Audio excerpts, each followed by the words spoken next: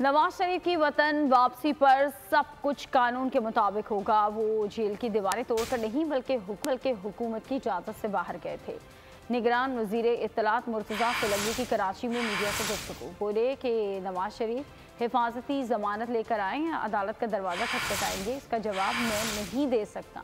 उम्मीद है कि इंतखाबात की हतमी तारीख का ऐलान भी जल्द कर दिया जाएगा। इलेक्शन कमीशन एक बाअख्तियार आईनी इदारा है, वाहिद इदारा है जिसके पास अख्तियार भी है और जिम्मेदारी भी है कि इस मुल्क के अंदर आज़ादाना, मुल्काना, शफाफ और गैर जानिबदाराना इंतखाबात कराएं। उनकी जितनी भी जरूरियात हैं, चाहे वो माली हों, इंतजामी हों, सिक्योरिटी की हों, मीडिया के हवाले से हैं, वो हम तमाम जरूरियात पूरी करेंगे और इस रेस में हमारा कोई घोड़ा नहीं। मुझे यकीन है कि जल्द ही हतमी तारीख है वो भी दे दी जाएगी, लेकिन अब आपको नजर आ गया है कि काम कब मिलेगा। मोहतरम नवाज शरीफ साहब 3 दफा वज़ीर आज़म रहे, जब जेल की।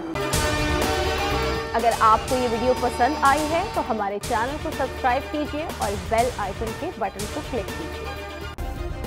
सब्सक्राइब करें और बेल दबाएं ताकि कोई खबर रह न जाए।